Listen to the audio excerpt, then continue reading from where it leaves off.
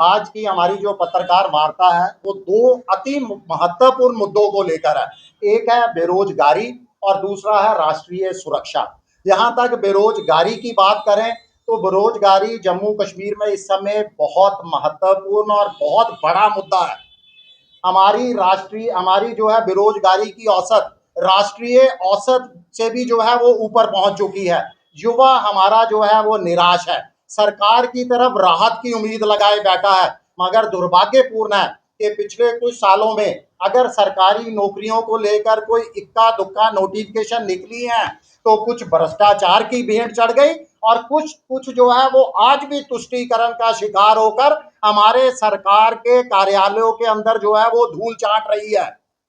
देखिए, जम्मू कश्मीर का युवा इस समय जो है वो निराशा के अंदर है और बेरोजगारी का आलम जो है वो किसी से छिपा हुआ नहीं है।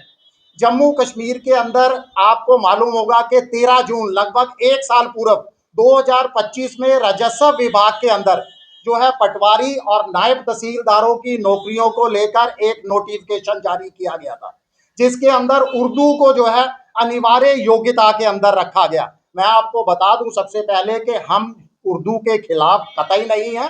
उर्दू हमारी जो है वो सांझी विरासत है, मगर ये भी नहीं है कि उर्दू को जो है थोपा जाए किसी के ऊपर और उर्दू को जो है अलग से एक जो है योग्यता बना दिया जाए। ऐसा भी नहीं है कि डोगरी और हिंदी जानने वाले हमारे जो युवा हैं वो प्रतिभा में जो है किसी से कम है, नहीं।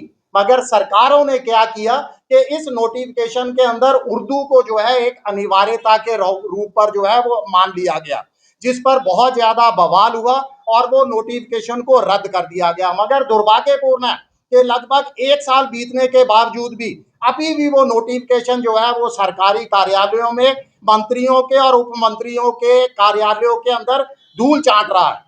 यानी तुष्टीकरण की राजनीति उर्दू को लेकर इस समय जम्मू कश्मीर के अंदर चरम पर है। टीडीपी की बात करें, नेशनल कॉन्फ्रेंस की बात करें तो आपस में तू तू मैमा के अंदर जो है युवा का जो है उस युवा के लिए रोजगार नहीं दिया जा रहा। अगर हमारी उम्मीद थी कि मुख्य विपक्षी पार्टी जो अपने का को राष्ट्रवादी होने का दावा करती है या युवाओं के हितैषी होने का दावा करती है भारतीय जनता पार्टी, वो उसके तमाम विधायक भी जो है मूक दर्शक बने बैठे हैं, आंखों पर पट्टी बांधे बैठे हैं।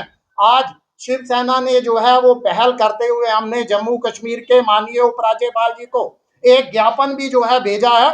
इस ज्ञापन के माध्यम से हमने जो है मांग की है कि इस नोटिफिकेशन को तत्काल प्रभाव में लागू किया जाए, जारी किया जाए दोबारा से, उर्दू की योग्यता को हटाकर और हमारे युवाओं को जो नौकरियों के लिए तरस रहे हैं उनको जो है वो राहत पहुंचाई जाए। देखिए, तमाम भाषाओं को जो है एक समान अधिकार मिलना चाहिए, नियुक्तियां मेरिट पर होनी चाहिए, तुष्टीकरण पर नहीं। इसके साथ साथ जो दूसरा राष्ट्रीय सुरक्षा का जो मुद्दा है, देखिए गत दिवस जो है बगलियार जल परियोजना के अंदर गेट को जो है वो बंद कर दिए गए, पानी को पाकिस्तान जाने से, सीमा पार जाने से रोक दिया गया।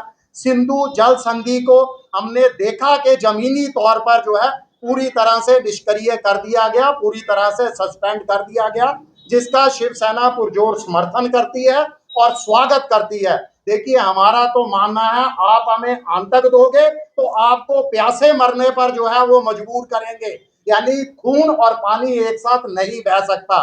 तो हमारी यही मांग है कि जब तक पाकिस्तान आतंकवाद से पूरी तरह से तौबा नहीं करता, आतंकवाद को नहीं छोड़ता, बिल्कुल भारत की तरफ से किसी भी तरह का उसके साथ संबंध नहीं होना चाहिए। तमाम संधियों को जो है वो निरस्त कर दिया जाना चाहिए और इसी पानी को मैं उम्मीद करता हूं कि हमारी केंद्र और राज्य सरकार किसानों के लिए, खेती के लिए और जम्मू कश्मीर के अंदर और जल बिजली परियोजनाओं के लिए जो है वो इस्तेमाल करेगी।